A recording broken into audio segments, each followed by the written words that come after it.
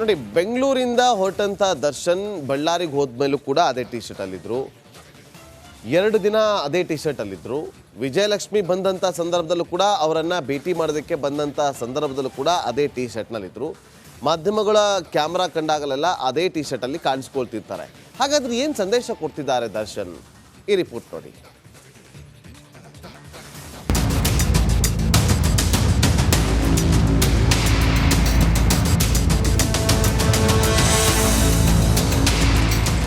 ಮೂರು ದಿನ, ಒಂದಲ್ಲ ಎರಡಲ್ಲ, ಬರೋಬ್ಬರಿ 3 ದಿನ.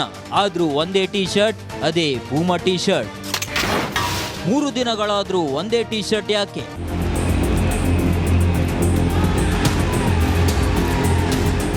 ನಿಜ, ದರ್ಶನ್ ಬಳ್ಳಾರಿ ಜೈಲಿಗೆ ಶಿಫ್ಟ್ ಆಗಿ 3 ದಿನ ಕಳೆದಿವೆ. ಇಷ್ಟಾದ್ರೂ ನಟ ದರ್ಶನ್ ಮಾತ್ರ ಒಂದೇ ಟಿ ಶರ್ಟ್ ನಲ್ಲಿದ್ದಾರೆ. ಬಳ್ಳಾರಿ ಜೈಲಿಗೆ ಬರುವ ದಿನ ಧರಿಸಿದ್ದ ಟಿ ಶರ್ಟ್ ಅನ್ನೇ ಇನ್ನೂ ಕೂಡ ಧರಿಸಿದ್ದಾರೆ.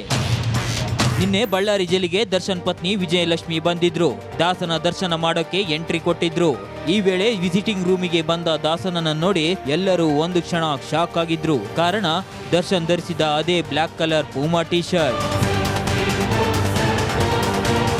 ಹಳೆ ಟಿ ಶರ್ಟ್ ನಲ್ಲೇ ದರ್ಶನ್ ಕಾಣಿಸಿಕೊಂಡಿದ್ರಿಂದ ಹಿಂದೆ ಏನಾದ್ರೂ ರಹಸ್ಯ ಅಡಗಿದ್ಯಾ ಅನ್ನೋ ಪ್ರಶ್ನೆ ಹುಟ್ಟಿದೆ. ಮಾತಿನಲ್ಲಿ ಹೇಳಲಾಗದ್ದನ್ನ ಕಾಟೇರ ಟಿ ಶರ್ಟ್ ಮೂಲಕವೇ ಸಂದೇಶ ರವಾನಿಸಿದ್ದಾನ ಅನ್ನೋ ಅನುಮಾನ ಮೂಡಿದೆ. ಕಾಟೇರ ನ್ಯಾಯಕ್ಕಾಗಿ ಮನವಿ ಮಾಡ್ತಿದ್ದಾನೆ ಅಂತ ಡಿ ಬಾಸ್ ಅಭಿಮಾನಿಗಳು ಮಾತಾಡಿಕೊಳ್ತಿದ್ದಾರೆ. ಆದ್ರೆ ಇದು ಎಷ್ಟರ ಮಟ್ಟಿಗೆ ಸತ್ಯ ಅನ್ನೋದು ಆ ಪೊರ್ಕಿಗಷ್ಟೇ ಗೊತ್ತು. ರೇಣುಕಾರಾಧ್ಯ, ರಿಪಬ್ಲಿಕ್ ಕನ್ನಡ, ಬಳ್ಳಾರಿ. ಬೆಂಗಳೂರಿನಲ್ಲಿ ದರ್ಶನ್ ಹೇಗಿದ್ರು ಅನ್ನೋದು ಒಂದಷ್ಟು ಫೋಟೋಗಳು ಹೇಳ್ತಾ ಇತ್ತು. ಆದರೆ ಬಳ್ಳಾರಿಯಲ್ಲಿ ಹೇಗಿದ್ದಾರೆ ಯಾರಿಗೂ ಕೂಡ ಗೊತ್ತಿಲ್ಲ. ಒಂದು ಕುತೂಹಲ ಇದೆ, ಬಳ್ಳಾರಿನಲ್ಲಿ ಹೇಗಿರ್ಬೋದಪ್ಪ ದರ್ಶನ್ ಅಂತೇಳಿ. ಈ ಸ್ಟೋರಿ ನೋಡಿ, ನಿಮಗೆ ಗೊತ್ತಾಗುತ್ತೆ.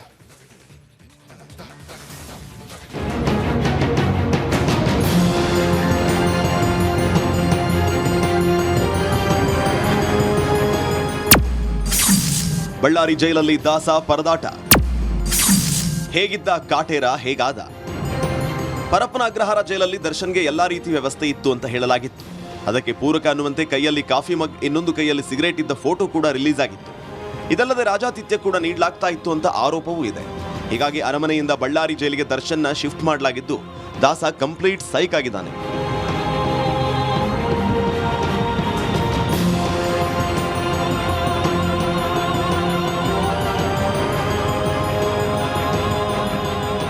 ಪರಪ್ಪನ ಅಗ್ರಹಾರದಲ್ಲಿ ಮಂತ್ರಿ ಅಂತಿದ್ದ ಬಾಸ್ ಬಳ್ಳಾರಿಗೆ ಬಂದ ಮೇಲೆ ರಾಜನಂತೆ ಇರ್ತಾರೆ ಅಂತ ಅಭಿಮಾನಿಗಳು ಹೇಳ್ತಾ ಇದ್ರು.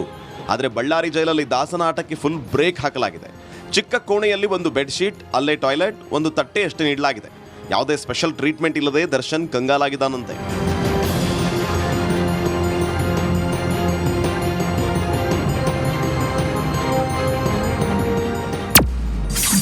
ಬ್ಯಾಗ್ ಹಿಡಿದು ಸೆಲ್ಗೆ ಹೋದ ದತ್ತ.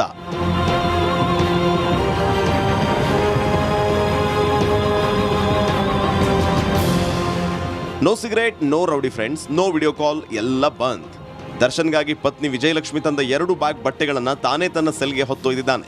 ಬಹುಶಃ ಇಷ್ಟು ವರ್ಷದಲ್ಲಿ ಸಿನಿಮಾಗಳಲ್ಲಿ ಬಿಟ್ಟು ದರ್ಶನ್ ಅಂಡ್ ಗ್ಯಾಂಗ್ ಈಗ ಕಾದು ನೋಡುವ ತಂತ್ರಕ್ಕೆ ಮುಂದಾಗಿದೆಯಂತೆ. ಯಾಕೆ ಗೊತ್ತಾ? ಈಗ ನಿನ್ನೆ ಅನುಕುಮಾರ್ ಮತ್ತು ಪವಿತ್ರ ಗೌಡ ಜಾಮೀನು ಅರ್ಜಿ ವಜಾ ಆಗಿತ್ತು ಕೋರ್ಟಲ್ಲಿ. ಹಾಗಾಗಿ ಇನ್ನು ನಾವು ಆತ್ರ ಪಡೋದು ಬೇಡ, ಕಾದು ನೋಡುವ ತಂತ್ರಕ್ಕೆ ಮುಂದಾಗೋಣ. ಸೆಪ್ಟೆಂಬರ್ 9ನೇ ತಾರೀಕು ನಮ್ಮ ನ್ಯಾಯಾಂಗ ಬಂಧನ ಅಂತ್ಯ ಆಗುತ್ತೆ. ಆ ಬಳಿಕ ನಾವು ಏನೇ ಮಾಡಿದ್ರು ಕೂಡ ಪ್ಲಾನ್ ಮಾಡೋಣ ಅಂತೇಳಿ ದರ್ಶನ್ ಅಂಡ್ ಟೀಮ್ ಕಾದು ನೋಡುವ ತಂತ್ರದ ಮೊರೆ ಹೋಗಿದ್ದಾರೆ. ನೋಡಿ, ಸೆಪ್ಟೆಂಬರ್ 9ಕ್ಕೆ ನ್ಯಾಯಾಂಗ ಬಂಧನ ಅಂತ್ಯ ಆಗುತ್ತೆ. ಕೋರ್ಟ್ ನಡೆ ಬಳಿಕ ಡಿ ಗ್ಯಾಂಗ್ ಬೇಲ್ ಅರ್ಜಿ ಹಾಕಬೇಕಾ ಬೇಡವಾ ಅನ್ನೋದ್ರ ಬಗ್ಗೆ ನಿರ್ಧಾರವನ್ನು ತೆಗೆದುಕೊಳ್ತಾರೆ. ನಾಳೆ ಅಥವಾ ನಾಡಿದ್ದು ಬಹುತೇಕ ಕನ್ಫರ್ಮ್ ಚಾರ್ಜ್ ಶೀಟ್ ಸಲ್ಲಿಕೆ ಆಗುತ್ತೆ. ಬೇರೆ ಬೇರೆ ನೆಪವೊಡ್ಡಿ ಬಳ್ಳಾರಿ ಜೈಲಿನಿಂದ ಹೋಗೋದು ಬೇಡ, ಸದ್ಯಕ್ಕೆ ಬೆಂಗಳೂರು ಕಡೆ ಹೋಗೋದು ಬೇಡ ಅಂತ ನಿರ್ಧಾರವನ್ನ ಮಾಡದಂತೆ ಕಂಡು ಬರ್ತಾ ಇದೆ ದರ್ಶನ್. ಒಂದು ವೇಳೆ ಬೇರೆ ಕಡೆಗೆ ಹೋದ್ರೆ ಜಾಮೀನು ಅರ್ಜಿ ಅಂತ ಬಂದಾಗ ಆಗ ಸಮಸ್ಯೆ ಎದುರಾಗುತ್ತೆ.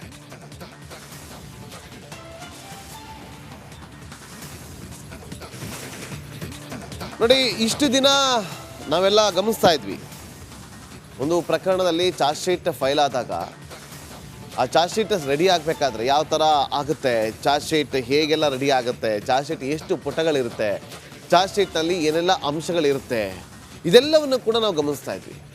ಒಂದು ಪ್ರಕರಣದಲ್ಲಿ ಒಬ್ಬ ತನಿಖಾಧಿಕಾರಿ ಆ ಚಾರ್ಜ್ ಶೀಟನ್ನು ರೆಡಿ ಮಾಡ್ತಾರೆ. ಪಬ್ಲಿಕ್ ಪ್ರಾಸಿಕ್ಯೂಟರ್ನ ಒಂದಷ್ಟು ಸಲಹೆ ಪಡೆದುಕೊಂಡು, ಕಾನೂನು ತಜ್ಞರ ಸಲಹೆ ಪಡೆದುಕೊಂಡು, ಎಷ್ಟು ಇನ್ವೆಸ್ಟಿಗೇಷನ್ ಯಾವ ಹಂತದಲ್ಲಿದೆ, ಎಷ್ಟು ಸಾಕ್ಷಿಗಳನ್ನು ಕಲೆ ಹಾಕಲಾಗಿದೆ, ಸಾಕ್ಷಿಗಳ ಹೇಳಿಕೆಗಳನ್ನು ಹೇಗೆಲ್ಲ ಪಡೆದುಕೊಳ್ಳಲಾಗಿದೆ, ಪ್ರಕರಣಕ್ಕೆ ಸಂಬಂಧಪಟ್ಟಂಥ ಆರೋಪಿಗಳ ಹೇಳಿಕೆಗಳನ್ನು ದಾಖಲು ಮಾಡೋದಾಗಲಿ, ಎವಿಡೆನ್ಸ್ಗಳನ್ನು ಕಲೆಕ್ಟ್ ಮಾಡೋದಾಗಲಿ, ಫಿಸಿಕಲಿ, ಟೆಕ್ನಿಕಲಿ, ಸೈಂಟಿಫಿಕ್ ಆಗಿ ಈ ಎಲ್ಲ ಎವಿಡೆನ್ಸ್ಗಳನ್ನು ಅದರಲ್ಲಿ ಮೆನ್ಷನ್ ಮಾಡ್ತಾ ಹೋಗ್ತಾರೆ. ಆ ಬಳಿಕ ಕೋರ್ಟ್ಗೆ ಸಬ್ಮಿಟ್ ಮಾಡ್ತಾ ಇದ್ದಾರೆ. ಆದರೆ for the first time Bengaluru police commissioner B Dayanand ಅವರೇ ಈ ಚಾರ್ಜ್ ಶೀಟನ್ನು ಪೇಜ್ ಟು ಪೇಜ್ ಪ್ರತಿಯೊಂದು ಪುಟವನ್ನು ಕೂಡ ಚೆಕ್ ಮಾಡ್ತಾ ಇದ್ದಾರಂತೆ. ಪ್ರತಿಯೊಂದು ಪುಟ, ಪ್ರತಿಯೊಂದು ಲೈನ್. ನಮಗೆ ಸಿಕ್ಕಿರುವಂಥ ಮಾಹಿತಿ, ತನಿಖಾಧಿಕಾರಿ ಚಾರ್ಜ್ ಶೀಟನ್ನು ರೆಡಿ ಮಾಡ್ತಿದ್ದಾರೆ. ರೆಡಿ ಮಾಡಿ ಒಂದೊಂದು ಪೇಜನ್ನು ಕೂಡ ರೆಡಿ ಮಾಡಿ ಅದನ್ನು ದಯಾನಂದ್ ಅವರಿಗೆ ತೋರಿಸ್ತಿದ್ದಾರೆ. ಪೊಲೀಸ್ ಕಮಿಷನರ್ ಅವರು ಕೂಡ ಸ್ಟಡಿ ಮಾಡ್ತಿದ್ದಾರೆ. ಒಬ್ಬ ಪೊಲೀಸ್ ಕಮಿಷನರ್ ಆಗಿರುವಂಥವರು ಇವತ್ತು ಅವರು ಇಷ್ಟು ಸೀರಿಯಸ್ ಆಗಿ ತಗೊಂಡಿದ್ದಾರೆ. ಎಲ್ಲೂ ಕೂಡ ಲೋಪಗಳು ಕಂಡು ಬರಬಾರ್ದು. ಮಾಧ್ಯಮದವರ ಕಣ್ಣು ಈ ಪ್ರಕರಣದ ಮೇಲಿದೆ, ಎಲ್ಲ ಮಾಧ್ಯಮದವರ ಕಣ್ಣು ಈ ಪ್ರಕರಣದ ಮೇಲಿದೆ ಅಂಥೇಳಿ ಚಾರ್ಜ್ ಶೀಟ್ನಲ್ಲಿ ಎಲ್ಲೂ ಕೂಡ ಲೂಪೋಲ್ಸ್ ಸಿಗಬಾರ್ದು, ಆಗಬಾರ್ದು ಅಂತ ಹೇಳಿ ಈಗ ಖುದ್ದು ಪೊಲೀಸ್ ಕಮಿಷನರ್ ಅವರೇ ಚಾರ್ಜ್ ಶೀಟನ್ನು ಸ್ಟಡಿ ಮಾಡ್ತಾ ಇದ್ದಾರಂತೆ. ಸ್ಟಡಿ ಮಾಡಿ ಅವರು ಕೂಡ ಸಲಹೆ ಕೊಡ್ತಾ ಇದ್ದಾರಂತೆ. ನೋಡಿ ಯಾವ ಹಂತದಲ್ಲಿದೆ ಅಂತೇಳಿ. ಬಹುತೇಕ ಎಲ್ಲವೂ ಅಂದುಕೊಂಡಂತೆ ಆದರೆ ನಾಳೆ ಅಥವಾ ನಾಡಿದ್ದು ಚಾರ್ಜ್ ಶೀಟ್ ಕೋರ್ಟ್ಗೆ ಸಬ್ಮಿಟ್ ಆಗೋದು ಬಹುತೇಕ ನಿಶ್ಚಿತ. ಹಾಗಾಗಿ ಈ ವಿಚಾರ ದರ್ಶನ್ ಅಂಡ್ ಟೀಮ್ ಗೊತ್ತಿದೆ. ನೆನ್ನೆ ಪವಿತ್ರ ಗೌಡ ಹಾಗೆ ಅನುಕುಮಾರ್ ಇಬ್ಬರ ಜಾಮೀನು ಅರ್ಜಿ ವಜಾ ಆಗಿತ್ತು. ಈಗ ಬೆಂಗಳೂರಿನಲ್ಲಿ ಇಷ್ಟೆಲ್ಲ ಪೀಕಿಲಾಟ ಆಗಿ ಒಬ್ಬೊಬ್ಬರು ಒಂದೊಂದು ದಿಕ್ಕಿಗೆ ಈಗ ಛಿದ್ರಗೊಂಡು ಶಿಫ್ಟ್ ಆಗಿದ್ದಾರೆ. ಬಳ್ಳಾರಿಯಲ್ಲಿರುವಂಥ ದರ್ಶನ್ ನಿನ್ನೆ ಗಮನಿಸ್ತಾ ಇದ್ದೀವಿ ನೋಡಿ, ಇಲ್ಲಿಂದ ಹೋದಂಥ ದರ್ಶನ್ 2 ದಿನ ಅದೊಂದೇ ಟಿ ಶರ್ಟ್. ಆ ಟಿ ಶರ್ಟ್ ಮೇಲೆ ಒಂದಷ್ಟು ಟೆಕ್ಸ್ಟ್ಗಳು ಕೂಡ ಇದೆ, ಸಂದೇಶಗಳು ರವಾನೆ ಆಗ್ತದೆ. ಯಾಕೆ? ಒಂದು ಕಡೆಯಿಂದ ಬೇರೆ ಕಡೆಗೆ ಹೋಗುವಂಥ ಸಂದರ್ಭದಲ್ಲಿ ದರ್ಶನ್ ಅವರು ಇದೇ ಟಿ ಶರ್ಟನ್ನು ಹಾಕ್ಕೊಂಡು ಬರ್ತಾರೆ. ಕ್ಯಾಮ್ರಾಗೆ ಕಾಣಿಸುವ ಸಂದರ್ಭದಲ್ಲಿ ಇದೇ ಟಿ ಶರ್ಟ್ ಇರುತ್ತೆ. ಅವ್ರು ಏನಾದರೂ ಒಂದು ಸಂದೇಶವನ್ನು ಕೊಡ್ತಿದ್ದಾರಾ? ಸ್ಪಷ್ಟವಾಗಿ ಸಂದೇಶವನ್ನು ಕೊಡ್ತಿದ್ದಾರೆ. ಶಾಂತಿ, ನ್ಯಾಯ, ಧರ್ಮ, ಈ ಥರದ ಒಂದು ಸಂದೇಶಗಳನ್ನು ಅವರು ಅಲ್ಲಿ ರವಾನೆ ಮಾಡ್ತಿರೋದು ಸ್ಪಷ್ಟವಾಗಿ ಗೊತ್ತಾಗ್ತಾ ಇದೆ. ನೋಡಿ ನಿನ್ನೆ ಈ ಒಂದು ಟಿ ಶರ್ಟ್ ನೋಡಿದ್ದು ಒಳಗಡೆ ಹೋಗಬೇಕಾದ್ರೆ, ಬಳ್ಳಾರಿ ಜೈಲಿನ ಒಳಗಡೆ ಹೋಗಬೇಕಾದ್ರೆ, ಕರ್ಕೊಂಡು ಹೋಗಬೇಕಾದ್ರೆ, ನಿನ್ನೆ ವಿಜಯಲಕ್ಷ್ಮಿ ಅವರನ್ನ ಭೇಟಿ ಮಾಡ್ಬೇಕಾದ್ರೆ ಬರ್ತಾ ಇರುವಂಥ ಸಂದರ್ಭದ ದೃಶ್ಯ ನೋಡಿ. ಒಂದೇ ಟಿ ಶರ್ಟ್, ಒಂದೇ ಬಟ್ಟೆ. ಇದು ಬಳ್ಳಾರಿ ಜೈಲ್. ಬೆಂಗಳೂರಲ್ಲಿ ಆಗಿದ್ರಾ? ಒಳಗಡೆ ಹೇಗಿದ್ರು ಅಂತ ಗೊತ್ತಿಲ್ಲ. ಯಾಕೆಂದರೆ ಇಲ್ಲಿ ಮಾಧ್ಯಮದವರನ್ನು ಕಿಲೋಮೀಟರ್ ಗಟ್ಟಲೆ ದೂರದಲ್ಲಿ ನಿಲ್ಲಿಸ್ಬಿಟ್ಟಿದ್ರು.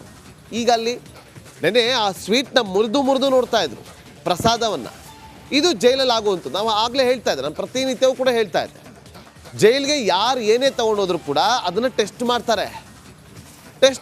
ಬ್ಯಾಗ್ನ ಇಂಚು ಟಿ ಶರ್ಟನ್ನು ಒದರ್ತಾರೆ, ಬಟ್ಟೆನ ಒದರ್ತಾರೆ. ಮತ್ತಷ್ಟು ಮಾಹಿತಿಯನ್ನು ಕೊಡೋದಕ್ಕೆ ನಮ್ಮ ಬಳ್ಳಾರಿ ಪ್ರತಿನಿಧಿ ರೇಣುಕಾರಾಧ್ಯ ಈಗ ಲೈವ್ನಲ್ಲಿ ಜಾಯ್ನ್ ಆಗಿದ್ದಾರೆ. ರೇಣುಕಾರಾಧ್ಯ, ಇವತ್ತು ಮುಂದುವರಿತಾ ಇದೆ, ಆದರೆ ಒಂದಷ್ಟು ಪ್ಲಾನ್ಗಳನ್ನು ಮಾಡ್ಕೊಂಡಿದ್ದಾರಂತೆ. ಬಳ್ಳಾರಿ ಬಿಟ್ಟು ಬರೋದು ಬೇಡ ಅಂತೇಳಿ. ಹೇಗೆ ಅದು?